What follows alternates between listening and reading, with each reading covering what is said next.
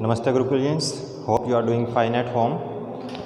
But today we are going to start the fifth video, that is part 5 of chapter number 6 of class 12th biology, and the name of chapter is molecular basis of inheritance. So this is the fifth video. In the previous video, that is fourth one, I have discussed DNA replication, the quite important topic. Today we are going to start a new topic, that is transcription.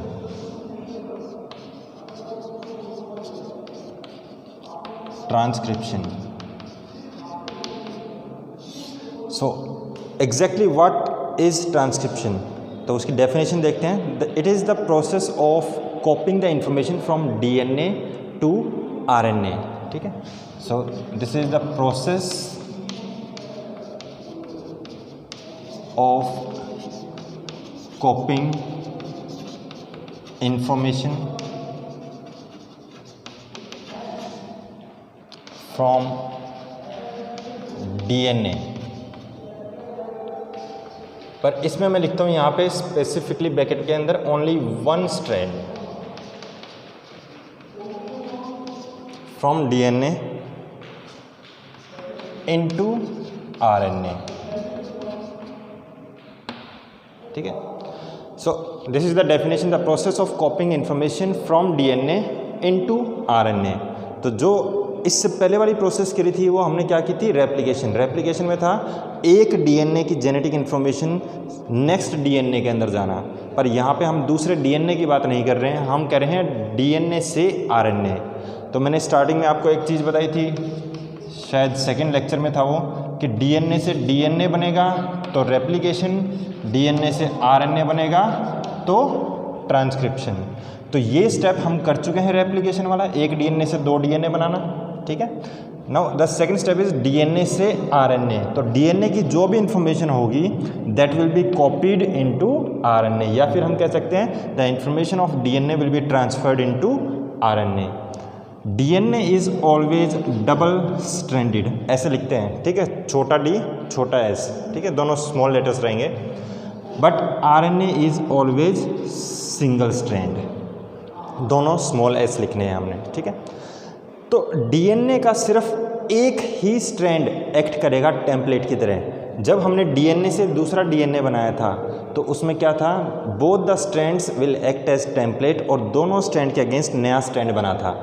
पर यहाँ पे ऐसा नहीं होगा इस process में, transcription में. इसमें क्या होगा, only one of the two strands of DNA will act as template and pass on the information into RNA. तो उसी से बनेगा आपका RNA. So RNA is single stranded. एक मिनट दरवाज़ा बंद कर देते हैं, आवाज़ थोड़ी सी डिस्टर्बेंस आ रही है. अब ठीक है. सो ये तो होगी आपकी डेफिनेशन. अब आ जाते हैं मेन टॉपिक पे.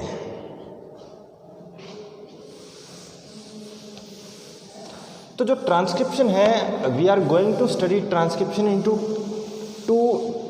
under two different subheadings, that is transcription in prokaryotes and transcription in eukaryotes.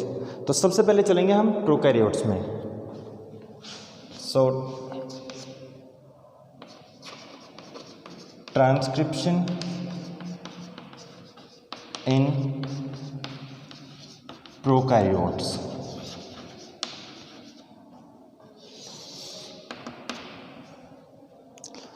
So transcription prokaryotes में जो फर्स्ट टॉपिक होगा सबसे पहले वो होता है ट्रांसक्रिप्शन यूनिट क्या होती है. ठीक है. तो पहले मैं ट्रांसक्रिप्शन यूनिट का स्ट्रक्चर बनाता हूँ. मान लो ये एक आपका स्ट्रैंड है, this is second strand of DNA. ठीक है. This is 3' to 5', this is 5' to 3'. अगर इस DNA से हमने दूसरा नया DNA बनाना होता through the process of replication, तो हम क्या करते, इस स्ट्रैंड के अगेंस्ट यहाँ पे एक नया बन जाता, इस स्ट्रैंड के अगेंस्ट यहाँ पे एक नया बन जाता, इन दोनों के बीच में बॉन्डिंग हो जाती, इन दोनों के बीच में बॉन्डिंग हो जाती. तो एक DNA डबल स्ट्रैंडेड ये अलग हो जाता, ये डबल स्ट्रैंडेड ये अलग हो जाता. ठीक है. पर हम रेप्लिकेशन तो नहीं कर रहे हैं, हम तो कर रहे हैं ट्रांसक्रिप्शन. ट्रांसक्रिप्शन में only one of the strands will behave like template strand. दूसरा इंपॉर्टेंट पॉइंट कि हमने उसमें रेप्लिकेशन में बोला था कि the new strand will always form in 5' to 3' direction, ठीक है। तो यहाँ पे भी सेम रूल लागू है कि जो आरएनए बनेगा वो हरदम 5' to 3' डायरेक्शन में ही बनेगा, ठीक है। तो आपकी एनसीईआरटी में एक ऐसा डायग्राम मिलेगा आपको, ये this is called as promoter, this is called as terminator. 6 to 8 as, इसका मतलब बताऊंगा मैं अभी क्या है, ठीक है। और ये जो रीजन बच गया आपका यहाँ से लेकर और यहाँ तक, दिस इज कॉल्ड एज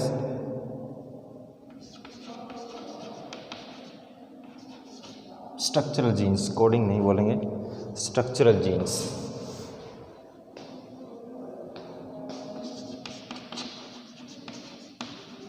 देखो इसके अंदर कई सारी टर्म्स हैं, ये टर्म्स बिल्कुल ध्यान से समझनी है आपने। ये टॉपिक अगर एक बार समझ में नहीं आया ना, कभी हरदम आपको डर लगेगा इस टॉपिक से, ठीक है। तो बिल्कुल ज़्यादा कोई रॉकेट साइंस नहीं इसमें, आराम से समझने की कोशिश करना। हरदम जो भी ये स्ट्रक्चरल जीन है, इसके लेफ्ट साइड वाले रीजन को हम बोलेंगे अपस्ट्रीम रीजन और इसके राइट साइड वाले रीजन को बोलेंगे हम डाउनस्ट्रीम, ठीक है। दो टर्म हैं। तो इसके इस रीजन को हम क्या बोल सकते हैं, मैं यहाँ पर लिख देता हूँ अपस्ट्रीम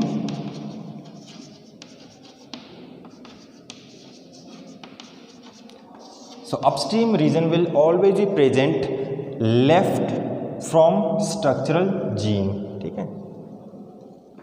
और इस रीजन को बोलेंगे हम डाउनस्ट्रीम।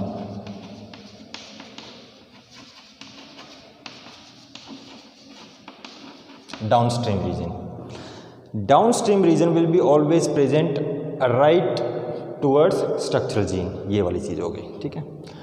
अब दो स्ट्रैंड हमने डीएनए के ये पहले कर लिया था हमने। अब हम कह रहे हैं कि only one of the strand will act as template strand. तो टेम्पलेट स्ट्रैंड के जो यहाँ पे ये चीज़ लगी हुई है, दिस इज प्रमोटर। और प्रमोटर क्या है, प्रमोटर एक ऐसी सीक्वेंस है जिसके ऊपर आरएनए पॉलीमरेज एंजाइम आके अटैच होगा और उसी आरएनए पॉलीमरेज से आपका आरएनए बनेगा। डीएनए से आरएनए बनाने के लिए आरएनए पॉलीमरेज, डीएनए से डीएनए बनाने के लिए डीएनए पॉलीमरेज। मैं थोड़ा लिख देता हूँ पर मैं मिटा दूंगा इसको बाद में। डीएनए से दूसरा डीएनए बनवाना है तो कौन यूज होगा, DNA polymerase, short form POL। DNA से आरएनए बना रहे हैं हम तो उसके लिए आरएनए पॉलीमरेज। तो यहाँ पे कौन सा एंजाइम यूज होगा, इस डीएनए से सिंगल स्ट्रैंडेड आरएनए बनाने के लिए enzyme will be RNA polymerase, ठीक है। तो ये एक ऐसी साइट है प्रमोटर जहाँ पे आके आरएनए पॉलीमरेज एंजाइम बाइंड करेगा, ठीक है। और बाइंड करके इस स्ट्रक्चरल जीन के अंदर जितने भी जो भी रीजन होगा उसका वो क्या कर देगा, उससे बना देगा mRNA या सिंपल आरएनए बोल दो, चलो ठीक है, आरएनए बनाएगा। तो आरएनए कहाँ से कहाँ तक बनेगा, सिर्फ इतने रीजन का आरएनए बनेगा। आरएनए में ना तो ये रीजन के कोई इंक्लूडेड होगा ना ये रीजन इंक्लूडेड होगा, ठीक है। इस रीजन का सिर्फ काम क्या है, आरएनए पॉलीमरेज को आके बाइंड करवाना। और इस रीजन का काम क्या है, नाम से पता चल रहा है टर्मिनेटर।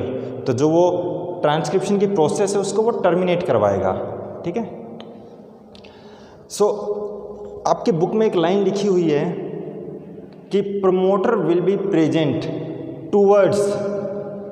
अब देखो इस एक और चीज, now this both strands, both strands के नाम लिखते हैं। जब हम बोलते हैं कि भाई हरदम नया स्ट्रैंड 5' to 3' में बनेगा तो 3' to 5' ये टेम्पलेट होगी, ठीक है। सो ये वाला जो स्ट्रैंड है आपका, this strand is called as template. यहाँ बहुत ध्यान देना है आपने, मैं क्या करूँगा, ठीक है। टेम्पलेट स्ट्रैंड, और जो इसके अपोजिट स्ट्रैंड होगा इसको बोलेंगे हम नॉन टेम्पलेट स्ट्रैंड। अब देखो, इसको मैंने नॉन टेम्पलेट बोला, इसको टेम्पलेट बोला, तो यहाँ से हमें क्या पता चलेगा। अभी हमने बोला था कि only one of the strand of both DNA strand, only one will act as template. तो अगर ये वाला टेम्पलेट की तरह काम कर रहा है तो आरएनए जो बनेगा वो इसकी सीक्वेंस की बेस पे बनेगा, ना कि इसकी सीक्वेंस पे, ठीक है। So this will act as template, और इसके अगेंस्ट यहाँ पे नया आरएनए, मैं यहाँ पे डॉटेड दिखा रहा हूँ इसको थोड़ा सा, ठीक है। तो ये आरएनए बनेगा, और डॉटेड में यहाँ से भी नहीं दिखाना चाहिए मुझे, यहाँ से दिखाना चाहिए, ठीक है, क्योंकि ये वाला रीजन कभी भी आरएनए नहीं बनाता, ना ये वाला रीजन बनाएगा। तो आपका यहाँ से यहाँ तक क्या बन रहा है, वो आरएनए बनेगा, और वो आरएनए इस सीक्वेंस की कॉम्प्लीमेंट्रिटी के हिसाब से डिसाइड होगा, ठीक है, ना कि इसके। इसलिए हमने बोला इसको टेम्पलेट स्ट्रैंड। अब ये दूसरा हो गया नॉन टेम्पलेट। नॉन टेम्पलेट को हम बोलते हैं कोडिंग स्ट्रैंड, दूसरा नाम है। तो इसको क्या बोलेंगे हम, इसको बोलेंगे नॉन कोडिंग,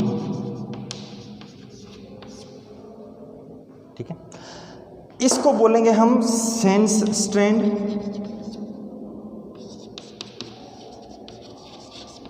और इसको बोलेंगे हम एंटीसेंस।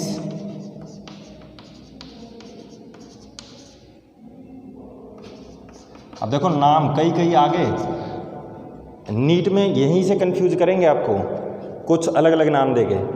चौथा, यहाँ पे हम टेम्पलेट स्ट्रैंड जो है उसको हरदम हम दिखाएंगे नेगेटिव स्ट्रैंड, नेगेटिव, और इसको हरदम दिखाएंगे हम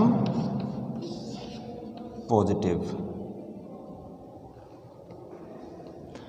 चार चार नाम हो गए, ठीक है।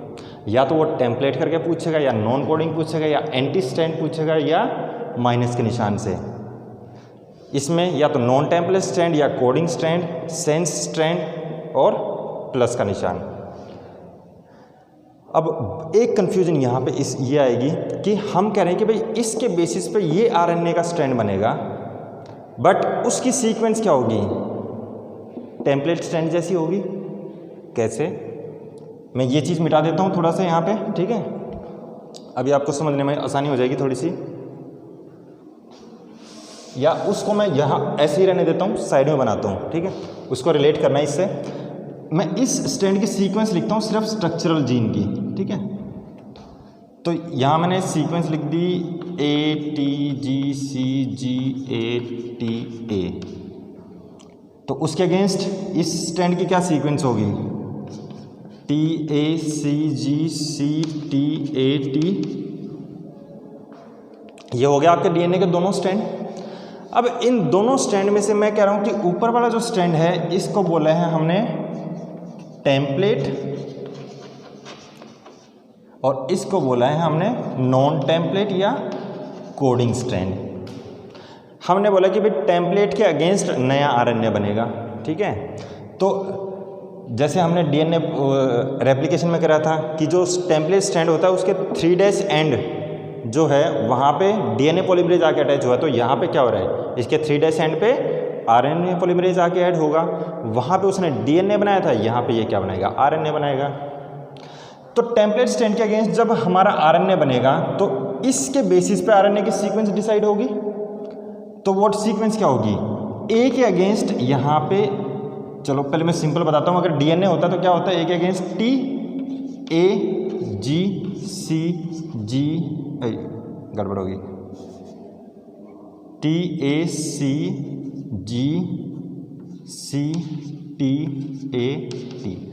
इसको भूल जाओ अभी, ठीक है। ये हमारा टेम्पलेट था, इसके अगेंस्ट नया स्ट्रैंड बनेगा। अगर डीएनए होता तो ये बनता, पर हमने क्या पढ़ा था कि आरएनए और डीएनए में क्या फ़र्क है, there is only difference that in DNA we will have T, but in RNA we will have U, uracil. So uracil will be present in place of thiamine.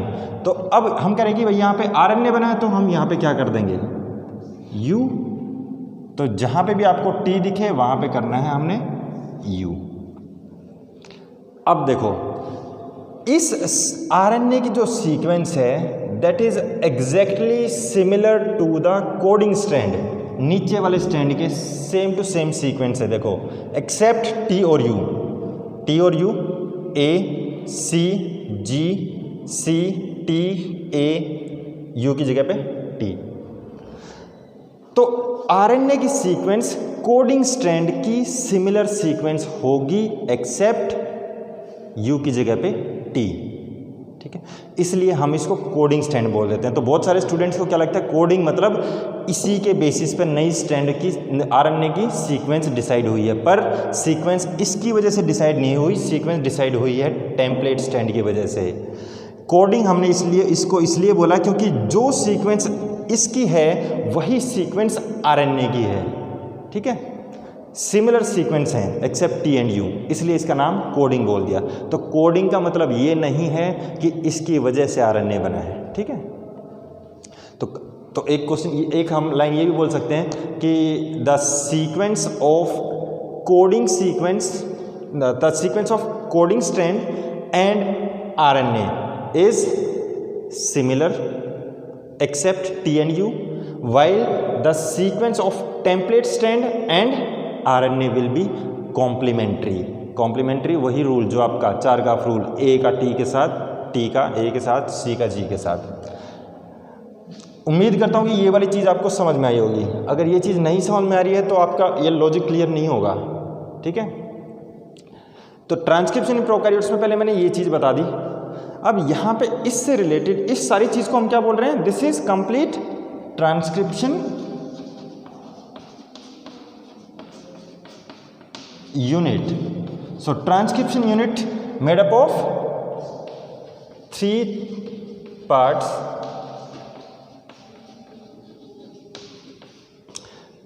पहला है आपका प्रमोटर, सेकेंड स्ट्रक्चरल जीन्स,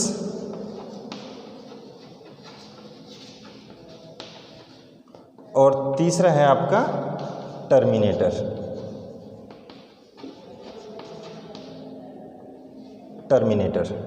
ठीक है। तो promoter का काम क्या था,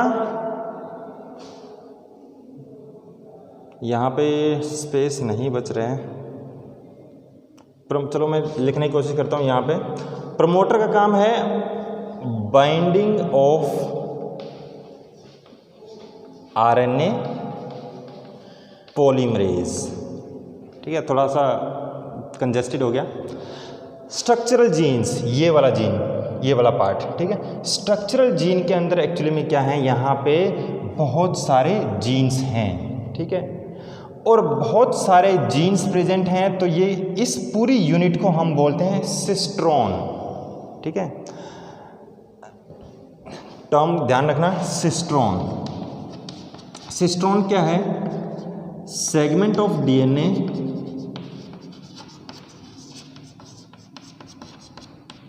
बहुत इंपॉर्टेंट टर्म्स है, इसमें कंफ्यूज नहीं होना है, बिल्कुल आराम से समझना है आपने। सो सिस्ट्रॉन क्या है, it is a segment of DNA which codes for, code मतलब which make which makes a या फिर which codes for a particular polypeptide या एंजाइम, ठीक है। तो हम यहाँ पे क्या कह रहे हैं कि भाई एक सिस्ट्रॉन क्या है, एक डीएनए का सेगमेंट, ये क्या है, एक डीएनए ही है, ठीक है। तो डीएनए का कोई ऐसा सेगमेंट जो एक पर्टिकुलर पॉलीपेप्टाइड चेन को बनाए या एक एंजाइम को बनाए, ठीक है। तो प्रोकैरियोट्स के केस में जो हमारा स्ट्रक्चरल जीन है, ठीक है, द डीएनए इज पॉलीसिस्ट्रोनिक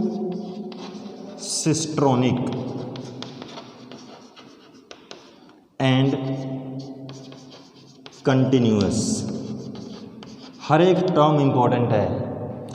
पॉलीसिस्ट्रोनिक मतलब इसके अंदर बहुत सारे सिस्ट्रॉन हैं, इस रीजन के अंदर बहुत सारे सिस्ट्रॉन हैं। तो मतलब मान लो मैंने बोल दिया यहाँ से लेके यहाँ तक ये एक सिस्ट्रॉन है, फिर यहाँ से यहाँ तक ये दूसरा सिस्ट्रॉन है, ये तीसरा है, ये चौथा है। तो इतने रीजन की वजह से ये जो आरएनए बनेगा इतने पार्ट का, ये आरएनए आगे जाके एक पॉलीपेप्टाइड बनाएगा या एंजाइम बनाएगा, फिर ये दूसरा पार्ट अपना कोरस्पॉन्डिंग आरएनए बनाएगा, इस कोरस्पॉन्डिंग आरएनए से यहाँ पे क्या बनेगा, दूसरा एंजाइम बनेगा, यहाँ से तीसरा एंजाइम बनेगा, यहाँ से चौथा एंजाइम बनेगा।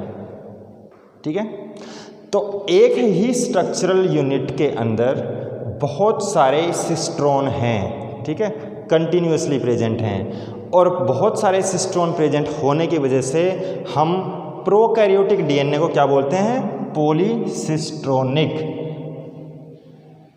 So this is prokaryotic DNA.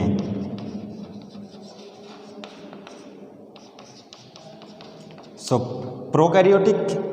Prokaryotes की जो ट्रांसक्रिप्शन यूनिट होगी वो कैसी होगी, पॉलीसिस्ट्रोनिक, जबकि यूकैरियोट्स की कैसी होती है, वो होती है मोनोसिस्ट्रोनिक, एक सिंगल सिस्ट्रॉन। यहाँ पे सारे सिस्ट्रॉन जो हैं कंटिन्यूसली प्रेजेंट हैं, एक के बाद एक के बाद एक। पर यूकैरियोट्स में क्या होगा, एक सिस्ट्रॉन प्रेजेंट होगा, उसके बीच में फिर कुछ गैप आएगा, नॉन कोडिंग पार्ट आएगा, फिर एक दूसरा सिस्ट्रॉन होगा, तो हर एक सिस्ट्रॉन की वजह से एक पॉलीपेप्टाइड बनेगा। ठीक है, तो वहाँ पे हम कह रहे हैं मोनोसिस्ट्रोनिक। पर प्रोकैरियोट्स में पॉलीसिस्ट्रोनिक एंड कंटिन्यूअस, यहाँ पे कोई गैप नहीं है, एक के बाद दूसरा, तीसरा, चौथा। ठीक है, टर्म्स जरूर समझो, टर्म्स समझ में नहीं आई तो आपको लैंग्वेज बुक की बड़ी मुश्किल लगेगी। तो आई होप यहाँ तक आपको समझ में आ गया होगा। अब इसके आगे बढ़ते हैं हम, टेम्पलेट, स्टैंड, नॉन टेम्पलेट। ठीक है, इसको कॉपी पे बना लेना बेटा ऐसे ही। ठीक है, इससे रिलेटेड जो थ्योरी है वो आप पढ़ सकते हो, मैं मतलब काफ़ी हद तक मैंने इसके अंदर ही मेंशन कर दिया है, पर जो एग्जैक्ट लाइनिंग्स हैं वो आप पढ़ोगे जो बुक के अंदर दी हुई हैं। कोई भी हेल्प बुक उठा लो आप।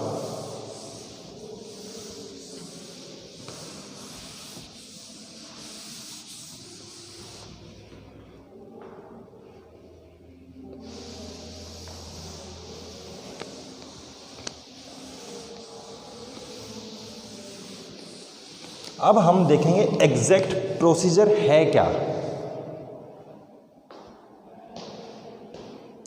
ट्रांसक्रिप्शन का। तो मैं यहाँ पे एक डीएनए बनाता हूँ।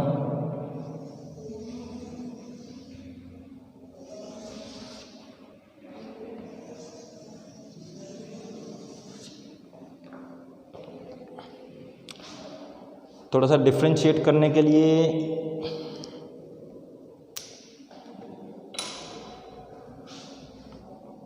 इसका थोड़ा मोटा बनाता हूँ, एक स्टैंड को।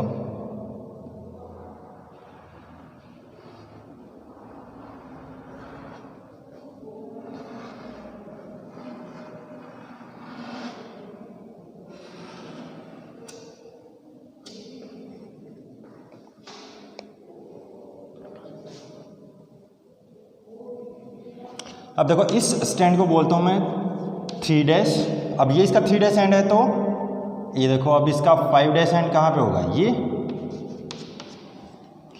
ये इसका 5' है दूसरा स्टैंड, तो ये इसका 3' हो गया। उसी चीज़ को थोड़ा सा अलग वे से रिप्रेजेंट कर रहा हूँ, और कुछ नहीं है। तो इस 3' स्टैंड 3' टू 5' को हम यहाँ पे बोल रहे हैं कि इसके यहाँ पे क्या है, इस रीजन पे है प्रोमोटर, ये। ठीक है, दिस इज प्रोमोटर। और प्रोमोटर का काम क्या था, to bind RNA polymerase enzyme, जिसने आरएनए बनाना है। और यहां पे है आपका टर्मिनेटर।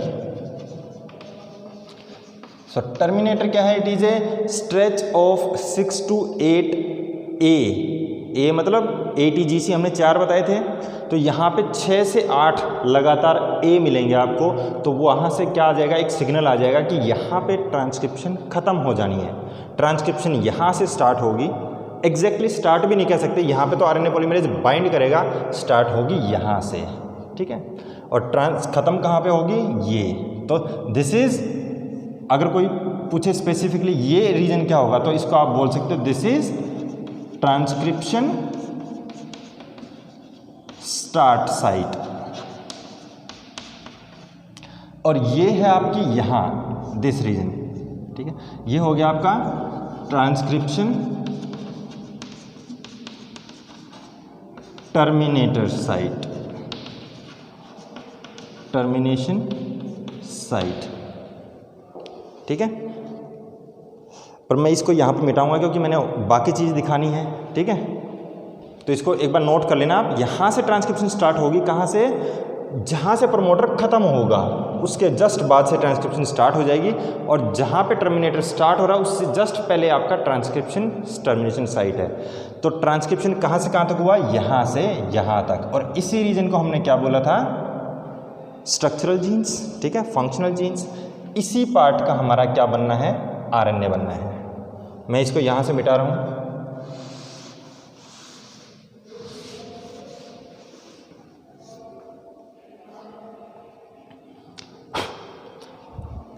जैसे मैंने बोला कि हमारे पास क्या है, एक एंजाइम है आरएनए पॉलीमरेज।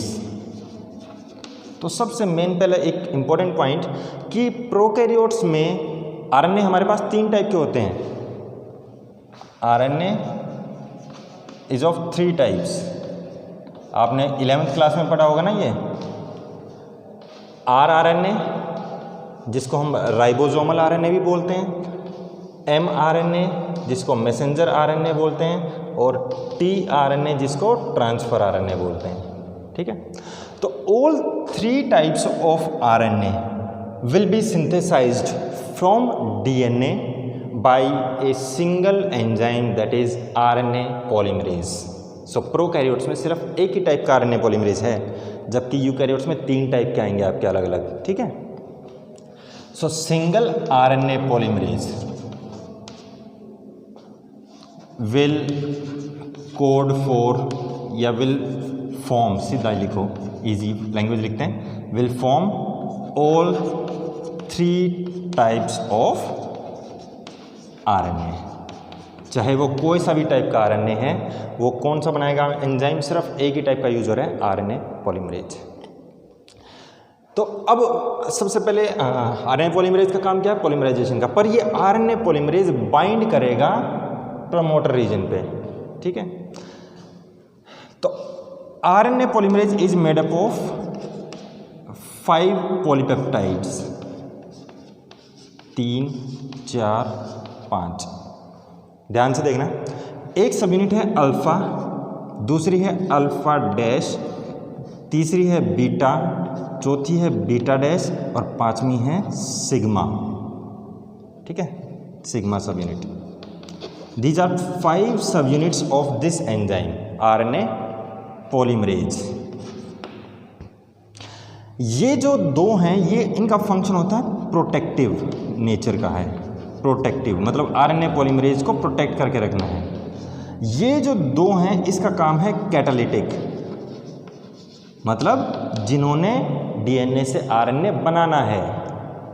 और तीसरा है सिग्मा सब यूनिट। तो इस वाले को हम बोलते हैं कोर एंजाइम, और कोर एंजाइम के साथ जब ये सिग्मा सब यूनिट जुड़ जाए, तो 4 तो ये थी आपकी alpha, alpha plus beta, beta 1, ठीक है, इसको कोर एंजाइम बोला था। इसके साथ जब हमने सिग्मा सब यूनिट भी ऐड कर दी, तो ये बन गई आपकी आरएनए पॉलीमरेज कंप्लीट एंजाइम, ठीक है। तो पूरे एंजाइम में से सिग्मा सब यूनिट का काम सिर्फ क्या हुआ, आरएनए पॉलीमरेज को पकड़ के लाएगा और यहाँ पे अटैच करवा देगा प्रमोटर साइट पे, ठीक है। बीटा और बीटा डैश यूनिट का काम क्या है, इस डीएनए से आरएनए बनवाना। अल्फा और अल्फा डैश का काम क्या है, पूरे आरएनए पॉलीमरेज को प्रोटेक्ट करके रखना, ठीक है। इजी है, इसको मैं यहाँ पे मिटा देता हूँ अभी। तो 5 सब यूनिट हैं मेन। एक सिग्मा सब यूनिट अटैचमेंट का फंक्शन है, लिख भी देता हूँ, चलो। सिग्मा सब unit function is attachment of RNA polymerase at which site? Promoter site.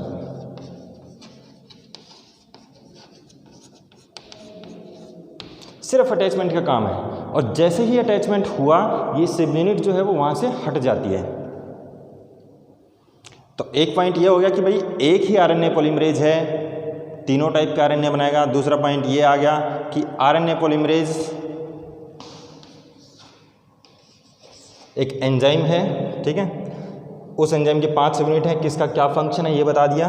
तीसरा पॉइंट इसमें वो आ गया आपका जो मैंने पहले ही बता दिया था कि ट्रांसक्रिप्शन यूनिट जो है वो पॉलीसिस्ट्रोनिक है, पॉलीसिस्ट्रोनिक एंड कंटिन्यूअस। ये सारे पॉइंट्स आपको आपकी हेल्प बुक में मिल जाएंगे आपको, ठीक है।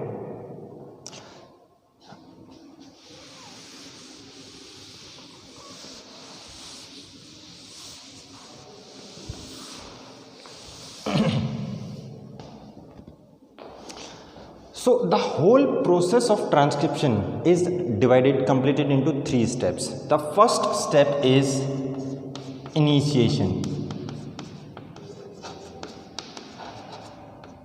ठीक है, सो इनिशिएशन के अंदर क्या होगा, RNA पॉलीमरेज एंजाइम आएगा, ये आपका RNA पॉलीमरेज एंजाइम,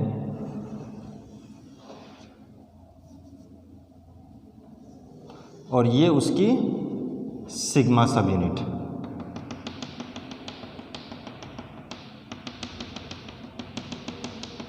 ठीक है। ये पूरा RNA पॉलीमरेज है, सिग्मा सब यूनिट अलग है। इसी सिग्मा सब यूनिट की वजह से ये पूरा RNA पॉलीमरेज इसके साथ अटैच हो पाया, क्योंकि रिकॉग्निशन का काम किसका था, sigma subunit, recognition of promoter site as well as attachment of this RNA polymerase at promoter. और प्रमोटर को हम प्रोकैरियोट्स के केस में यहाँ पे स्पेसिफिकली कई जगह नीट वगैरह में पूछा जाएगा आपको, ये लिख देते हैं यहाँ पे टाटा बॉक्स, एक दूसरा नाम भी है, चलो मैं यहाँ पे लिख देता हूँ दूसरा नाम, और उसको मिटा दूंगा, मैं साइड में लिख देता हूँ। प्रमोटर साइट का नाम है टाटा बॉक्स या प्रिब्नो बॉक्स, प्रिब्नो साइंटिस्ट का नाम था, प्रिब्नो बॉक्स। तो ये एक्चुअली में है क्या box, it is just a stretch of sequence having a particular sequence TATAATG,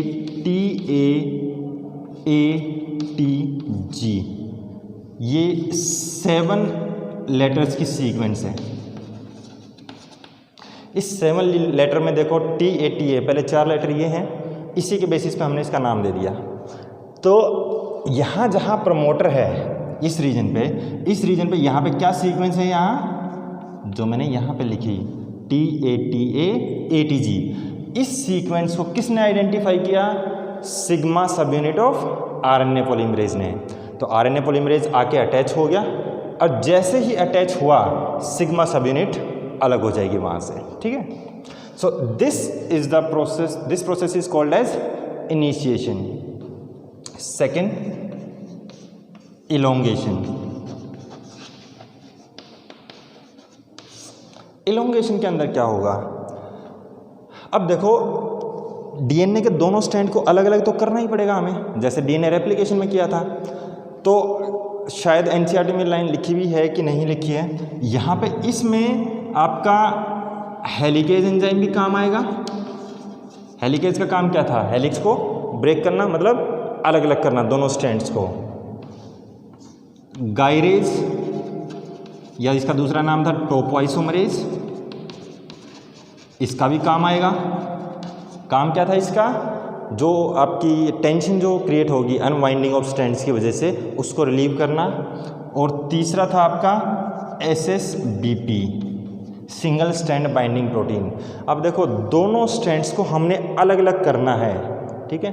अलग अलग जब तक नहीं होंगे तब तक हम ये नहीं मान के चल सकते कि ये टेम्पलेट की तरह बिहेव करेगा, ये कोडिंग की तरह बिहेव करेगा, ठीक है।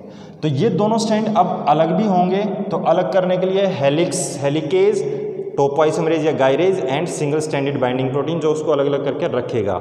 ये तीनों एंजाइम भी यहाँ पे काम आएंगे, ठीक है। ये तीनों आपके डीएनए रेप्लिकेशन में भी काम आए थे, पर वहाँ पे नेक्स्ट उसमें क्या था, डीएनए रेप्लिकेशन में आपका डीएनए पॉलीमरेज काम आया था, यहाँ पे अब आरएनए पॉलीमरेज का काम आएगा। तो इनिशिएशन में ये इतना काम हो गया। नेक्स्ट स्टेप है आपका इलोंगेशन। इलोंगेशन के अंदर क्या होगा, ये स्ट्रैंड आपका अलग अलग होना स्टार्ट हो गया है।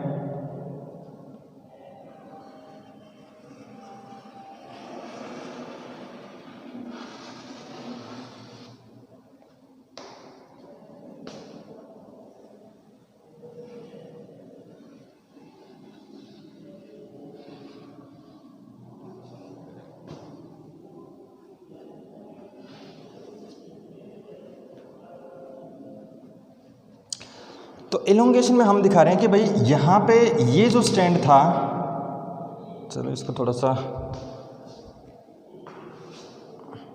ऊपर वाला दिखा देते हैं। सो ये हमने क्या माना था, इसको हमने माना था टेम्पलेट स्ट्रैंड। इसके अगेंस्ट नई सीक्वेंस बन रही है, किसकी, आरएनए की।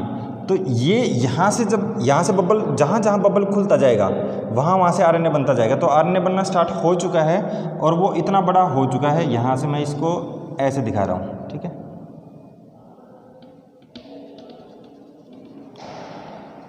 मेरे पास कलर चौक नहीं है, तो नहीं तो यहाँ से पता चल जाता है ये सिंगल स्टैंडर्ड, या मैं इसको किसी और वे से दिखाता हूँ। मैं इसको ऐसे दिखा रहा हूँ,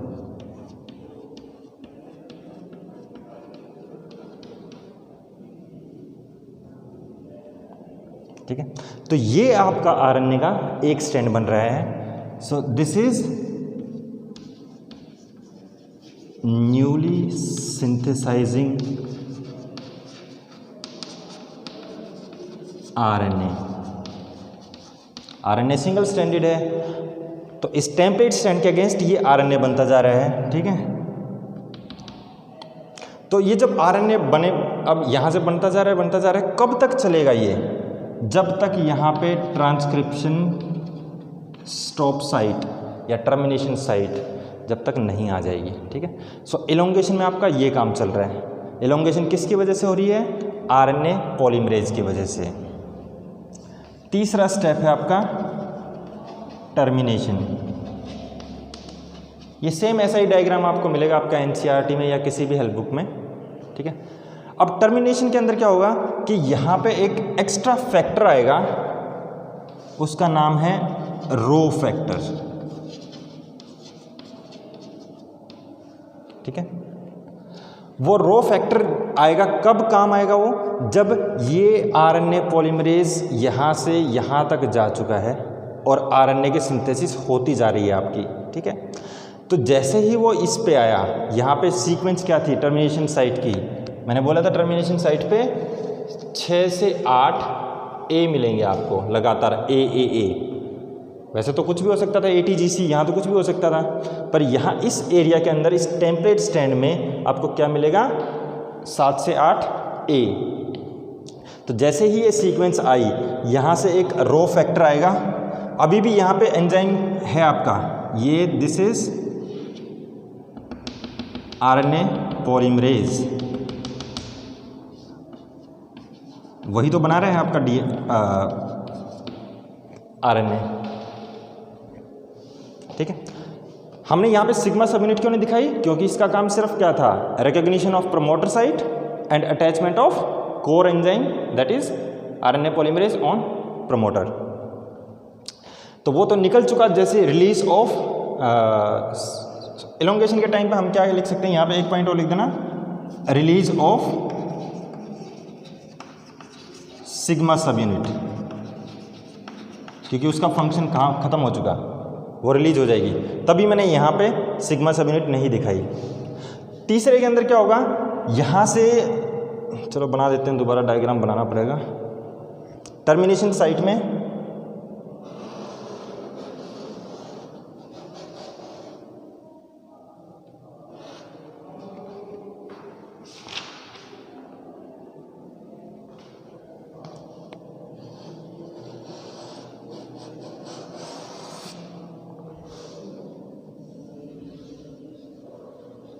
अब ये देखो यहाँ पे बबल अभी यहाँ था ट्रांसक्रिप्शन बबल, पर आरएनए बनता बनता आगे जा रहे हैं, ठीक है, आरएनए पॉलीमरेज आगे बढ़ता जा रहा है, तो पीछे दोबारा ये बंद होते जा रहे हैं दोनों स्ट्रैंड। तो यहाँ जो आरएनए बबल था वो खत्म हो चुका है, अब वो नॉर्मल वाला स्ट्रैंड बन चुका है।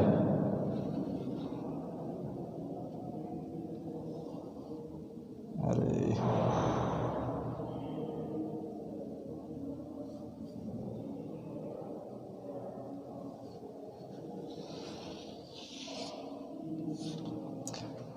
तो बबल पहुंच गया आपका यहाँ पे, और यहाँ पे क्या था आपका टर्मिनेशन साइट। तो टर्मिनेशन साइट जैसे ही आई, इस आरएनए पॉलीमरेज के साथ यहाँ पे लग गई आपकी रो फैक्टर, और जैसे ही रो फैक्टर आरएनए पॉलीमरेज के साथ अटैच हुआ, it will release the RNA polymerase from this DNA RNA duplex. DNA RNA duplex क्यों बोल रहे हैं? क्योंकि एक स्ट्रैंड अभी भी इसके अंदर डीएनए का है, जो मोटे वाला स्ट्रैंड दिखा रखा है हमने, ठीक है। सो डीएनए आरएनए ड्यूप्लेक्स में से आरएनए पॉलीमरेज हट जाएगा जैसे ही रो फैक्टर आया। रो फैक्टर कब आएगा? जब यहाँ पे टर्मिनेशन साइट आएगी, 6 से 8 ए आएंगे आपके। दूसरा, आरएनए जो बन रहा था आपका, ये आरएनए बन रहा था इसके अगेंस्ट यहाँ पे, अरे आरएनए हमने दिखाया था डॉटेड लाइन से। सो ये आरएनए भी रिलीज हो जाएगा, ठीक है। तो जैसे ही रो फैक्टर आएगा, रो फैक्टर टर्मिनेशन में क्या करेगा? It facilitate the release of RNA from DNA RNA complex and RNA polymerase. सब कुछ अलग अलग हो गया, डीएनए पॉलीमरेज भी हट गया, ये डीएनए का स्ट्रैंड अलग हो गया, ये जो आपका आरएनए था वो निकलता चला गया। तो इस डीएनए के साथ अब क्या होगा? ये पुराना जो आपका दूसरा स्ट्रैंड चल रहा था, ये वापस आके बाइंड हो जाएगा, ठीक है। वो बाइंड कब होगा? जब एसएसबीपी वहाँ से हट जाएंगे, क्योंकि एसएसबी का काम क्या था? दो स्ट्रैंड्स को अलग करके रखना है। तो दोनों स्ट्रैंड फिर दोबारा ज्वाइन हो रहे हैं, पीछे देखो सारे ज्वाइन होते जा रहे हैं। सो टर्मिनेशन साइट पे जाते ही क्या होगा? Ultimately your newly synthesized RNA will be released as well as RNA polymerase will also be released. तो अब यहाँ पे आपका क्या बन गया? ये आरएनए, और इस न्यूली सिंथेसाइज्ड आरएनए को हम बोलेंगे आरएनए बोलेंगे, क्योंकि यूकैरियोट्स के केस में हम इसको प्राइमरी ट्रांसक्रिप्ट बोलते हैं, पर यहाँ पे हम इसको कंप्लीट आरएनए ही बोलेंगे, ठीक है। So this is the whole process of transcription in prokaryotes. Eukaryotes में कैसा होगा, उसके अंदर थोड़े से कुछ डिफरेंसेस क्या हैं वो हम नेक्स्ट वीडियो में करेंगे। आई होप कि आपको ये चीज़ समझ में आई होगी। एक बार जाके किसी भी हेल्प बुक से, एनसीईआरटी से एक बार इसको पढ़ने की कोशिश करना। पॉलीसिस्टोनिक क्या होता है, मोनोसिस्टोनिक क्या होता है, स्ट्रक्चरल जीन्स क्या है, टर्मिनेटर, प्रमोटर, रिकग्निशन साइट्स क्या है, टाटा बॉक्स क्या है, ठीक है। ये सारी चीज़ें आप एक बार जाके पढ़ोगे, और फिर इसी टॉपिक से रिलेटेड, जब तक ये समझ में नहीं आएगा, इसी से रिलेटेड है आपका ट्रांसक्रिप्शन इन यूकैरियोट्स, तो वो आपको समझ में नहीं आएगा नहीं तो, ठीक है। तो एक बार इसको रिवाइज करेंगे अच्छे से, और नेक्स्ट वीडियो में हम करेंगे ट्रांसक्रिप्शन इन यूकैरियोट्स। सो तब तक के लिए गुड बाय, थैंक यू।